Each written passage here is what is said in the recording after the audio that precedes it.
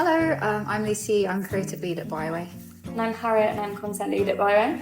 And we're really excited to announce something that we've been working on for the last 2 months. I'll let you do the honors. We've launched a magazine.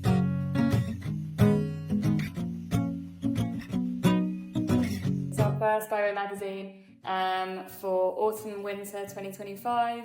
So there's a whole variety of stuff in there. There are stories from customers, there is expert insight from our team, there are travel features from travel journalists, there are interviews with train experts and train fanatics, there are all the routes that we think should be on people's list for autumn and winter this year, and plenty of beautiful photos in there as well. What we're hoping is, with this magazine, I think like the concept of flight free for a lot of people is still quite new. It's quite a big mindset shift, and that's something that in all of our marketing efforts is something we're always trying to kind of educate on and inspire. And we're hoping having something super long form that people can really spend time with and really kind of sit with the concept will, I don't know, kind of bring that magic to it and show them like what is flight free with so much like context around it and all these stories, and kind of like bring them into that world a little more.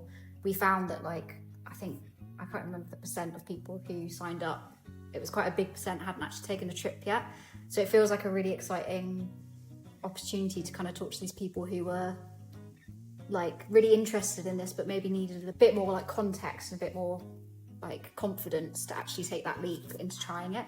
So we're hoping as more people kind of share this round and reach new audiences, it will kind of inspire more people to try it, really.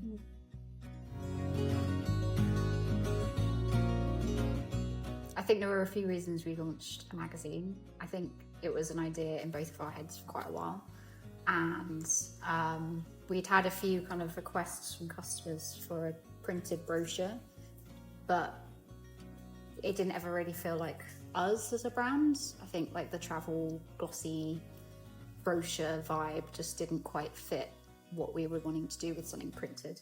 It felt like a natural next step, I think, especially Hattie building out our newsletter and journal. I don't know if you want to speak a bit about that as long form content. Yeah, we have a really lovely engaged community of newsletter readers. I would come in every Monday morning and my inbox is just brimming with stories and replies, and our customer support teams and concierge teams also get so many amazing stories from travelling customers.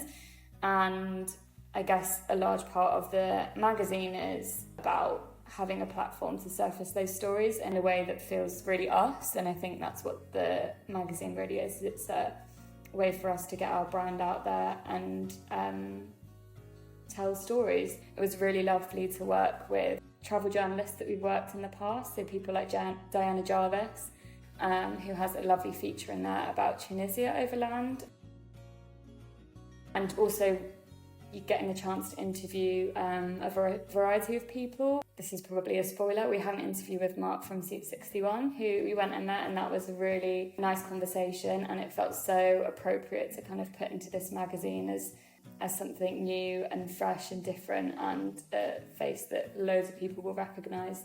That kind of exclusive content that you won't just find out on the internet feels really exciting. From the start we said Hattie was going to be doing content and writing and I would be on the design side, which we stuck to pretty well, I think. I think we slotted really nicely into that kind of writing design, editing design relationship, and I guess I would say also we both have an eye for the other one's specialism as well. So we started off by sourcing content. Yeah, we had from the start a kind of flat plan and buckets of content and ideas that we knew we wanted to feature in that, and then it was a case of working with external contributors. We had some articles in there written by myself and the content team at Byway, and also all of our travel experts who are kind of at the core of so many of the articles that we have featured. So it was a case of getting all the words down and then sending it to Lucy to make look pretty. Yeah, I was kind of at the same time working on a template with lots of placeholder text so that we could kind of get a feel of what it was going to look like at the end. And then once we had all the content, I could just kind of slot it in. That was probably my favourite part of the process, really. It was just like designing something, because we'd not done it before. It was kind of starting with this fresh canvas of like, we could do anything with it.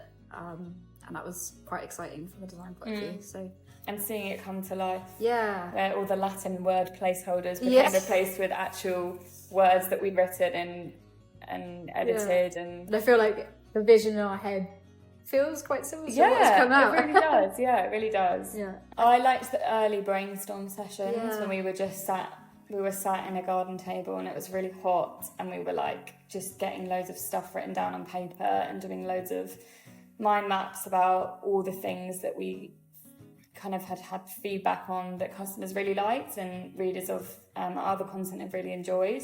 So it was kind of working out how to balance really beautiful, in-depth, like long-form stories with more like snappy listicles and really helpful tips for people that were kind of wanting to travel without flying. Yeah, I think the nice thing as well is I think everything on that brainstorm we actually ended up doing. So it's like... Yeah, it didn't change that much, really. Yeah. We knew that when we were going to print a magazine, it would have to be done in a mindful way, considering we're a B Corp and we're all about reducing the impact on the planet. So we took a lot of care to choose a printer that they've been championed for their sustainability work. I had a long conversation with one of the people who works there about paper and recycled papers, and went for a 100% recycled paper, which actually feels really nice. I think also having the sign-up option for print or digital meant that we weren't printing, like over-printing. We were printing just for people who asked for it, which was another important part of it.